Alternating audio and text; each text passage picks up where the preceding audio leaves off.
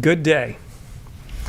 It's an honor, a true honor, to be back at the Federal Reserve and to take up this duty at a time of such consequence.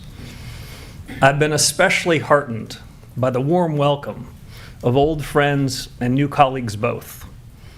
And I've listened closely to my fellow FOMC members, heard a lot of new ideas, new thinking, and genuine interest in moving the Fed forward. This week's FOMC meeting exemplified the very best of the Fed's traditions: rigorous debate, open-mindedness, commitment to mission, responsibility, and accountability for performance. In this business, they all add up to one thing: getting monetary policy right, or as near to it as we can do. That is our North Star. My colleagues and I are here to serve our legislative remit, which you've heard us say before: price stability and maximum employment. And these objectives guided our business in the meeting just concluded. As you saw a few moments ago, the committee decided to maintain the target range for the Fed funds rate at 3.5% to 3.75% in support of the Fed's dual mandate. The committee also reaffirmed its policy of maintaining ample reserves in the banking system. Economic activity is expanding at a solid pace, despite elevated uncertainty that owes in part to the conflict in the Middle East. Productivity growth and capital investment both strong. Job gains have kept pace with the workforce, and the unemployment rate has changed little. We recognize that inflation has been running well ahead of the Fed's long-stated inflation goal of 2%. That's been going on for more than 5 years. Persistently high prices are a burden for the American people. But the recent past need not be prologue. I am pleased to report that members of the FOMC are unambiguous and unanimous. This committee will deliver price stability.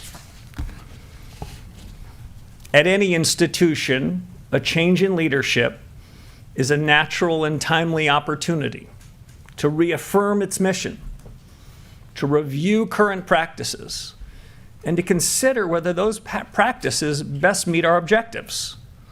My Fed colleagues and I will be working in close collaboration to ask what changes might improve the conduct of monetary policy. On that score, you might have already noticed something: a difference in today's policy statement. It's a bit shorter, a bit simpler, and it dispenses with some older language. That statement just gives you the facts as best we can judge it.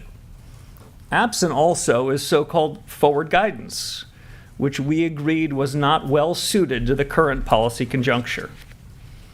This afternoon, you also received the usual summary of economic projections. It's been the practice of this committee for participants to submit these projections, and I have encouraged my colleagues to continue to do so. I, however, have refrained from offering any projections of my own, consistent with my long-held views on the SEP, at least as currently structured. In the median projections, real GDP rises at 2.2% this year, 2.3% next year, and total PC inflation runs at 3.6% this year, 2.3% next year. The unemployment rate stands at about 4.3%. The median participant judges that the appropriate federal funds rate to be at 3.8% at the end of this year and 3.6% at the end of next. Let me turn now to a few words on a key initiative that we're announcing today. I'm appointing a task force in each of 5 areas that are central to the broad conduct of monetary policy. First, Fed communications. Second, the Fed's balance sheet. Third, our use and reliance on existing data sources. Fourth, productivity and jobs in an era of transformation. And last, the Fed's inflation frameworks. These subjects are timely, consequential, and in my view, worthy of a fresh look. My colleagues and I discussed them with energy and purpose over the last couple of days.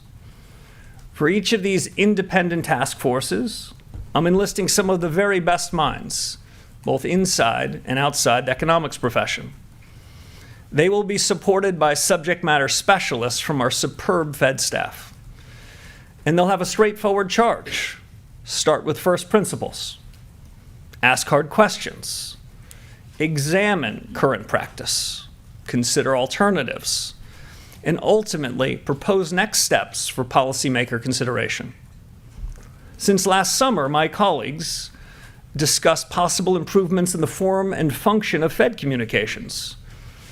This new task force will build on that effort, and I expect propose some well-considered changes, including to the SEP I mentioned a few moments ago.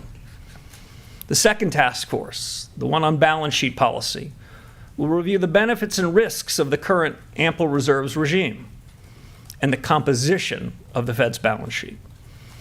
They will assess alternative frameworks for the conduct and operation of monetary policy. The third task force, the one on data, will evaluate new information sources and consider methodological changes to improve data gathering, with the aim of giving policymakers more accurate, relevant, contemporaneous, and perhaps most important, actionable information on the state of our economy. Fourth, the task force on productivity and jobs. It'll survey the pace, the reach, the economic impact of new general purpose technologies, including AI, and explore the implications for the Fed in pursuit of our employment and inflation mandates. The last task force, the one on inflation frameworks, that'll examine the drivers of inflation, first principles, and weigh the full range of ideas for delivering price stability in a changing economy. You'll hear quite a bit more about these task forces and this overall initiative in the coming weeks. Enough for now to make a simple statement. Each task force will serve an objective shared by everyone in the system, shared by everyone around that table that I sat with over the last couple of days. A Federal Reserve that is clear-eyed about its mission, fit for purpose, and focused on the future.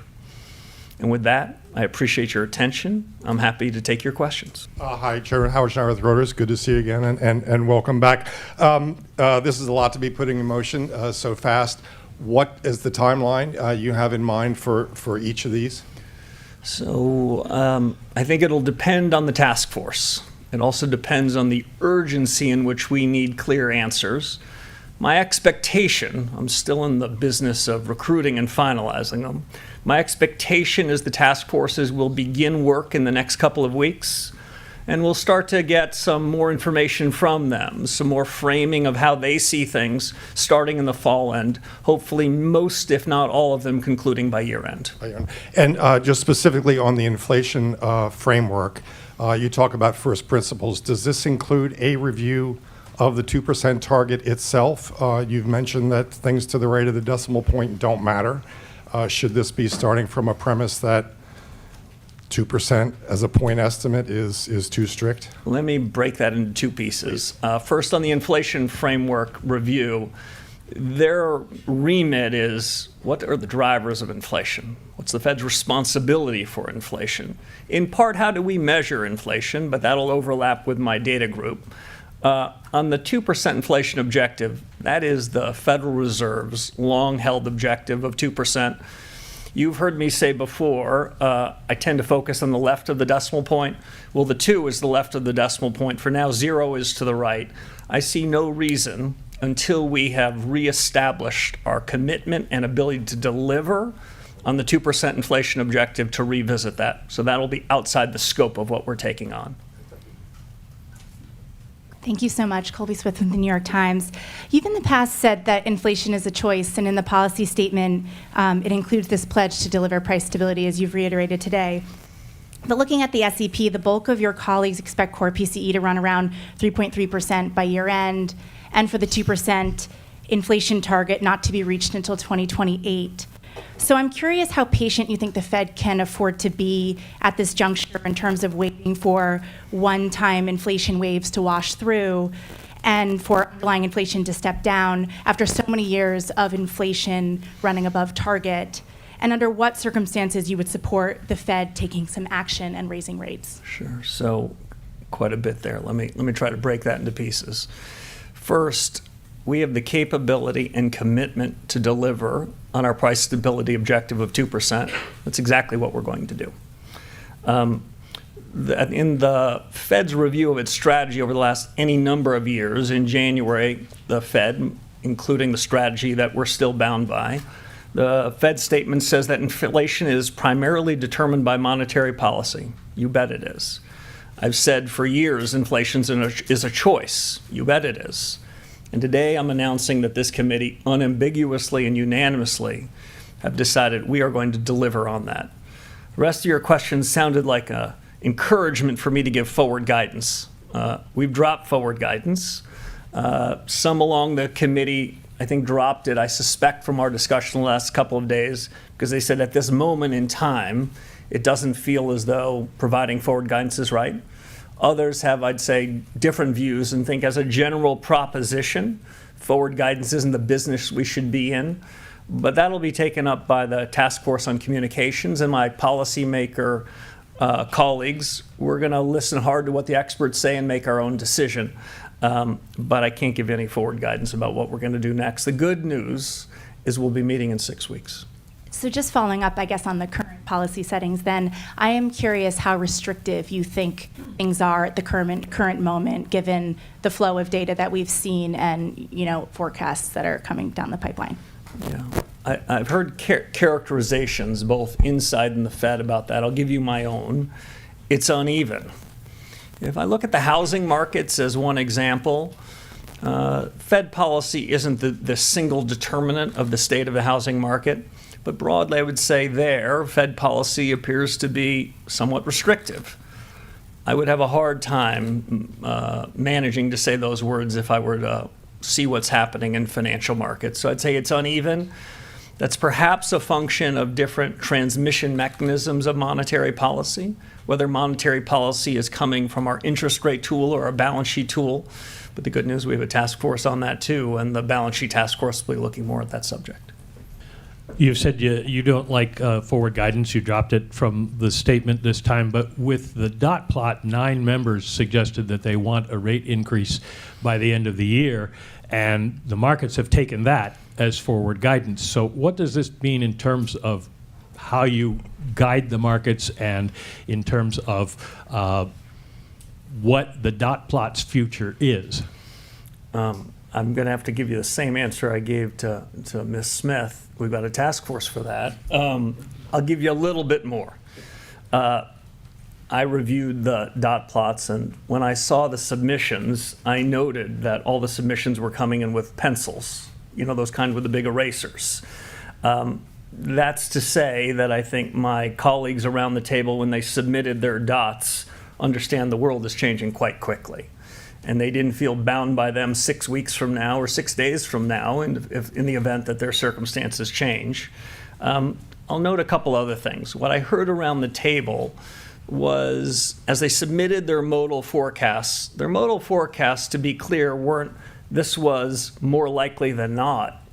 This was more likely than their other scenarios. So I didn't hear tons of conviction. What I heard was the kind of humility that I think we should have.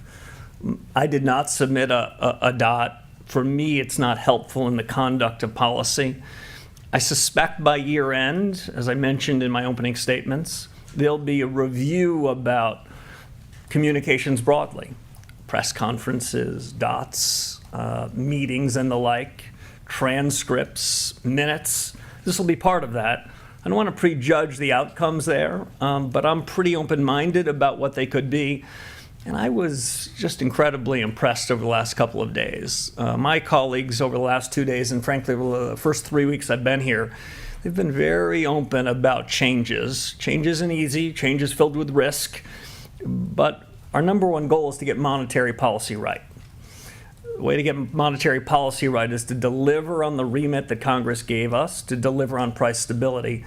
And there was no disagreement on any of those points. At the risk of possibly getting the same answer about task forces, communications, what is your feeling about these news conferences? Are you going to continue one after every meeting? Do you find them useful? What is the future for the way Kevin Warsh will communicate? Well, this one's probably got another 15 or 20 minutes in it, so I don't want to prejudge the outcome. Press conferences can be a very useful way to communicate with households, businesses, and more broadly, through using the likes of you. I had a great old mentor named George Schultz, and his mantra was press conferences are useful, but when you have one, you want to make sure you have something important to say. Today, I think we had something important to say about our commitment to deliver on price stability, our commitment to rethink practices with an eye of moving the Fed forward, and to give you and the American people a sense that these aren't idle thoughts, these are concrete thoughts, that we're going to seek out the best minds, both the best thinking inside of the Federal Reserve and the best people I know in business and economics and the academy and technology and the rest, to share their views. That's what we're going to be doing here, the pursuit of truth. I think we're going to come up with some new and interesting things. We made some changes today. I expect more changes to come. And some of those might well be worthy of a press conference. Hi, Chris Rugaber at Associated Press. Thanks for taking our questions. Could you give us a sense of how you see inflation more in the long term? I know you may not want to comment on the ups and downs, but is this mainly driven by energy prices in the Iran war at this point, or do you have any concerns about underlying inflation pressures in the economy? Thank you. So I can't do much better than the committee just did, so let me restate it.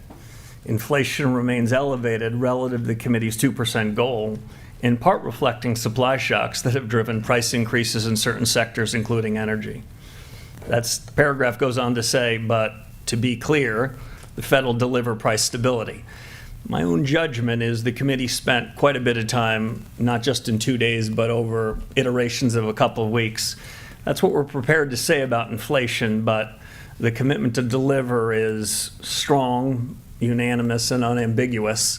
And that's, I think, an important message. We've missed for 5 years, and we're going to fix that. Well, great. And then just on the data task force and everything else, I mean, generally speaking, I think people feel the Fed looks at everything already. Certainly that was the sense from before. Is there data that you feel is not given enough weight? I mean, you mentioned the trim to mean in the past, but again, that's well known to certainly most Fed members. So what is that task force looking at, and what might be I mean, I know you don't want to prejudge the outcome, but are there examples of data that you expect might be given more weight? Thank you. So you're answering my question, so let me say I don't want to prejudge the outcome. I also don't want to say too much about what they're going to do because I still have a phone call or two to make before I've nailed down the people that are doing that. I'm interested in what the outside experts' view is on the subject. I'll say this generally. Most of the data that central bankers and other government officials in the United States consume come with old-fashioned survey methods, a national accounts of what the U.S. economy looks like that looks very little like the U.S. economy in 2026. Survey methods that don't have response rates that we need, asking questions that might have been quite applicable a generation ago that are less applicable now. So even inside of official statistics, I would be open-minded if the task force and our own best thinking had recommendations how those official statistics can be brought up to a standard of our time using new analytic methods. I'd also say this, almost every private company CEO that's running his or her business are doing so with real-time information that isn't subject to much revision, that is telling them what just happened at that very moment. As you know, there are normal, long and variable lags in the conduct of monetary policy. What we're really interested in is what's happening right now. What we're less interested in is echoes of history. And you're hearing from my answer that some of the data that we receive, that we're waiting on, the first Friday after the month, the payroll index or something else, that might be an echo of history that's quite useful on its third revision. We need to take those error bounds down because we have to make hard decisions in real time. I'm really open-minded that there is a lot of new data sources that we can learn from the private sector, from reforms in the official sector, and new analytic techniques that are far more refined than asking a simple question about whether something was core or non-core. Thanks. Welcome, Mr. Chairman. Edward Lawrence with Fox Business. So if you don't give a lot of ongoing forward guidance, won't the markets have more volatility, and shouldn't Americans have more access into what you're thinking going forward? So I think financial markets perform best when they react to incoming data.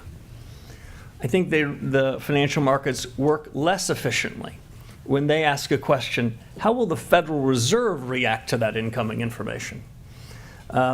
The more that markets are paying attention to what's happening in the real economy, deciding what's good data and what's less good data, the more financial markets can price what they believe is the most likely and what are the tail risks.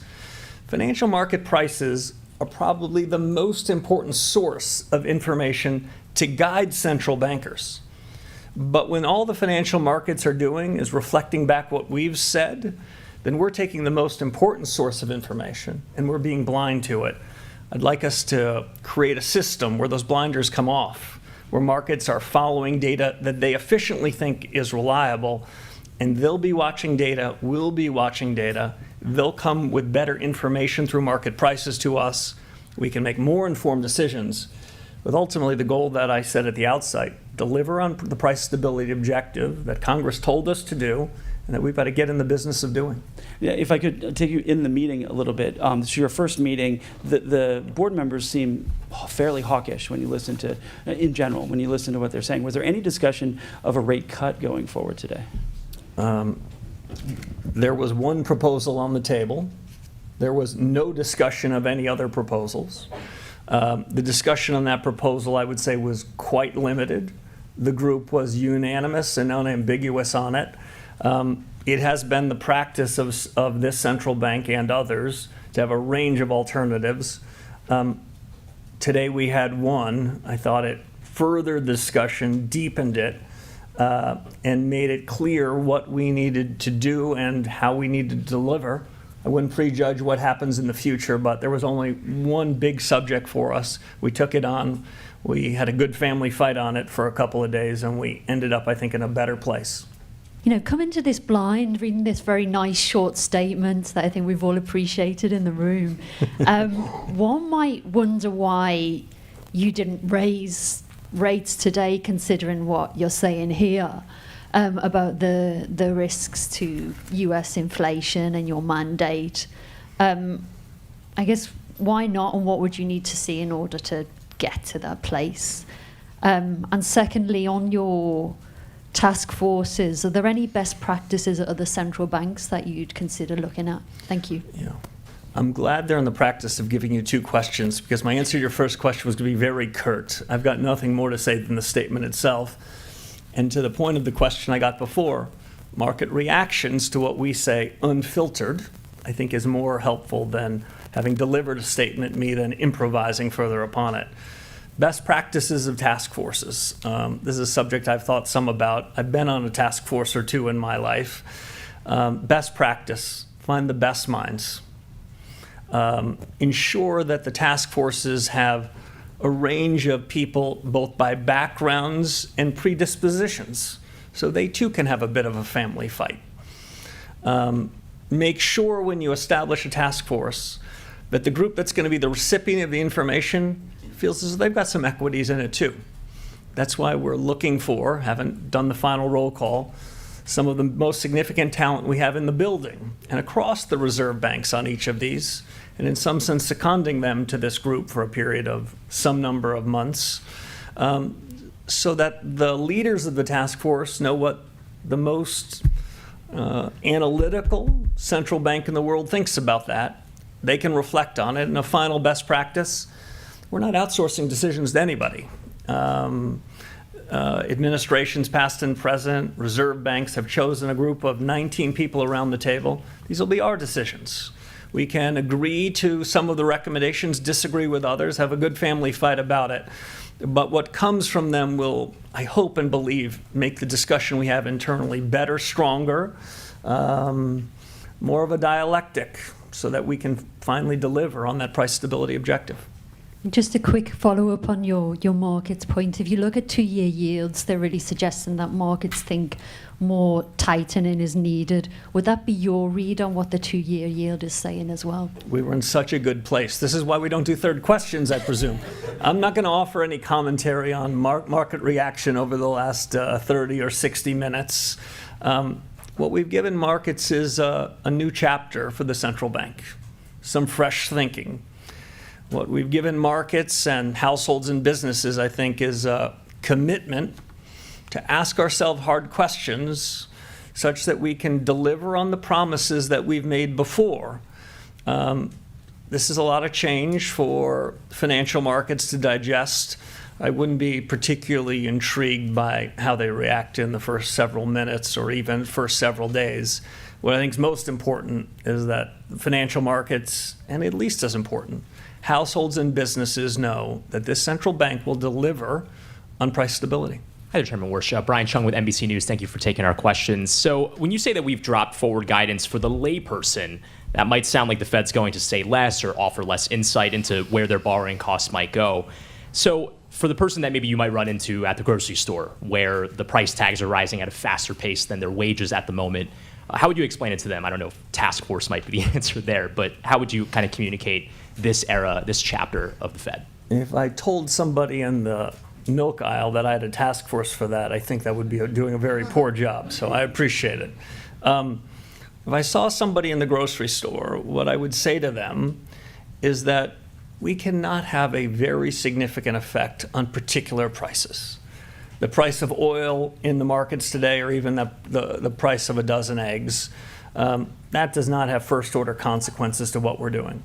But we do have a really important job there, and it's to make sure that those changes in oil or beef or eggs or milk don't broaden in the economy, don't have second and third order effects. That's our job, that's our commitment, that's our capability, and we're going to deliver on it. And then is the Fed's relationship with the Treasury also under review? There was the normal breakfast meetings with the Treasury Secretary. Is that something you intend to continue doing? And have you had conversations with the President since you're swearing in? So on the President, I don't have anything for you. With respect to the Treasury Secretary, he has been posting pictures of our breakfast, so I don't think I can deny that. The long tradition at the central bank is that the Fed chairman and the Treasury Secretary meet weekly. I think we've pulled off 3 of those so far. I believe he's overseas this week, so this will be the exception to the rule. I think they're very useful discussions. The central bank's objectives and our roles and responsibilities are quite delineated from the fiscal authorities. And in my view, monetary policy is independent in the conduct of what we do. But that doesn't mean we're not interested in what's happening with the fiscal authorities. The way I think about it is this central bank needs to have a wide lens, but a narrow remit. We need to be quite interested in what's happening in the world.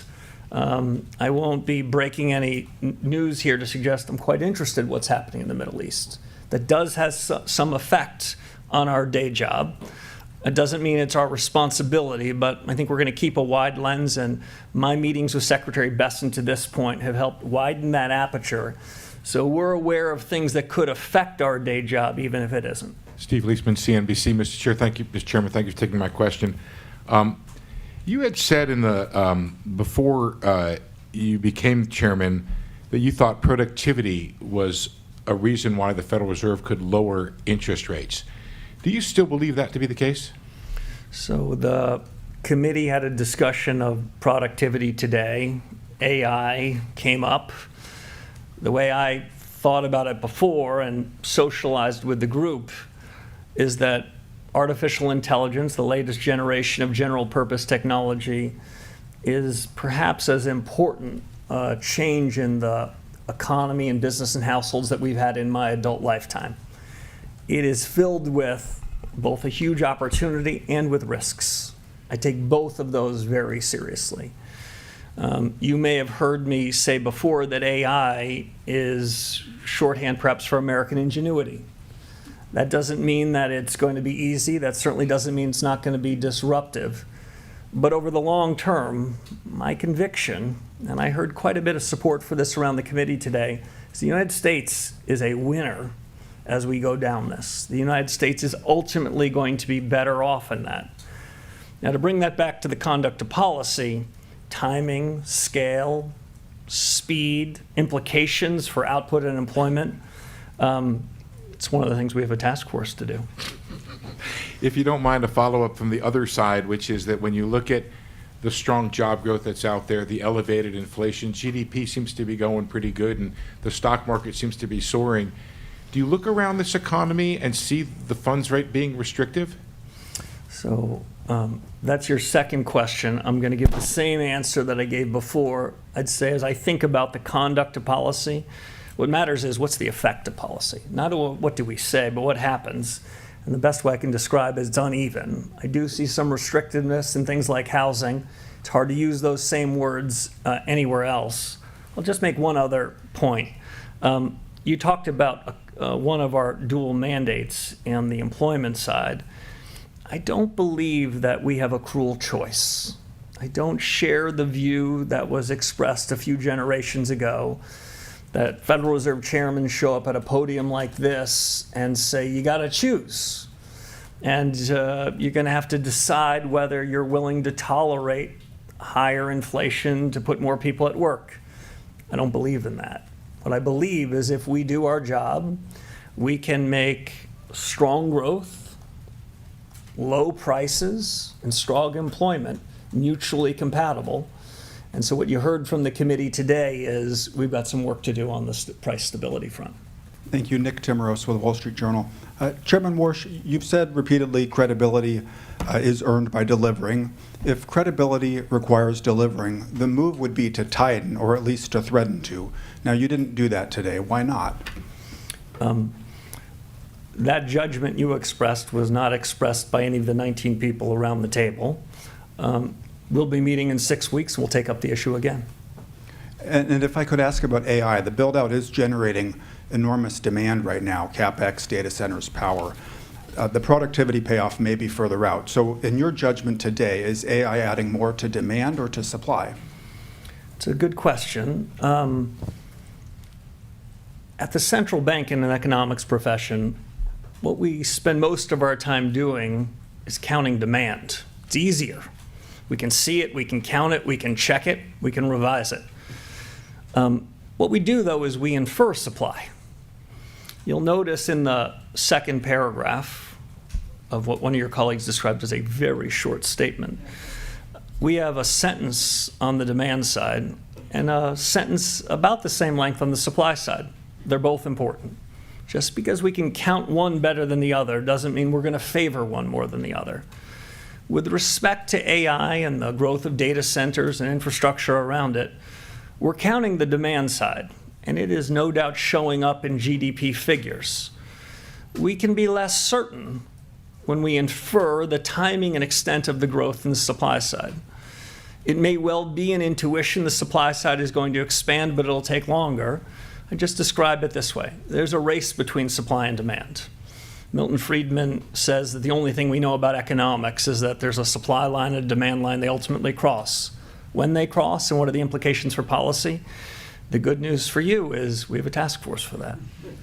Hi, Victoria Guida with Politico.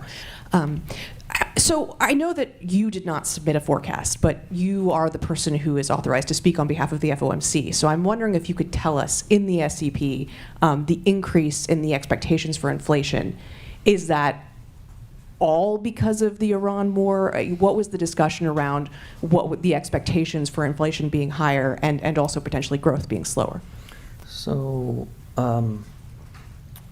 my read of what I heard in the room reflected, I must admit, in the SEPs, is half of my colleagues thought the policy rate, given all those developments, should be at this level or lower between now and year end, and the other half thought higher. That 19th voter was me, and I didn't submit one. There's a range of views on the questions of first and second round effects, no resolution or conviction, but we'll be meeting again in 6 weeks. I think we're going to know more then, and I think that my colleagues are very attentive to incoming developments between now and then. And can I just quick follow-up on the SEP? You said that you're still encouraging your fellow committee members to submit forecasts even if you're not doing it. So what do you think is the benefit of them doing it even if you don't? That's the commitment that the FOMC made, and it's a commitment that I hope we live up to. Commitment we made was to deliver price stability. I expect us to live up to it. By the time we get to the end of this year, as I mentioned, I wouldn't be surprised if there was a new communications framework. There were some changes to the SEP. That's a committee discussion, a robust discussion. I think we'll have it. I believe we're going to come to a better mix of communications to deliver on what we promised, but I wouldn't want to prejudge what those are. But between now and then, I would continue to expect colleagues to submit their SEPs. Some of them, I think, believe that the practice is currently structured is okay, but I heard a lot of interest in real reform, generally about all these topics. You didn't ask it, but I'll answer. It was a pretty gracious couple of days, and it's been a pretty warm few weeks. The institution wants to figure out how we can do better. The institution's going back to first principles, and I'm encouraged that what we've done in the statement, what we're thinking about doing with respect to the SEP, that instinct towards a new chapter is a real one, and by the end of the year, I hope we can put some points on the board, both in form and in substance of delivering. Could you guide us through, please, some of the principles that guide your own reaction function, and tell us a little bit about the kind of conditions that you think when the Fed should respond? It's going to be a very unsatisfactory answer to the final question. The Federal Reserve has a lot of responsibilities, not just in monetary policy, but in supervision and regulation, consumer affairs and payments. My own view is our credibility comes from delivering on what we're saying we're going to do across everything we do. I've devoted more time in my first 3 weeks to monetary policy than all those things. But the more we deliver on our promises as good supervisors and good regulators, the more benefit we get, the more credibility enhancement we have in monetary policy. When we deliver on our price stability objectives, which we will, the American people will feel as though the hardships that they've been living through, in part because of inflation in the last 5 years, are in the rearview mirror, and that credibility will have dividends across what we do, and the institution will come to press conferences like this, always with an impetus to reform, always with an impetus to do better, but we're going to put some points on the board. And Mr. Chairman, we've had strong labour data in recent months. How would you sum up the labour market right now? Do you see it as stable and as potentially a source of inflation? Thank you.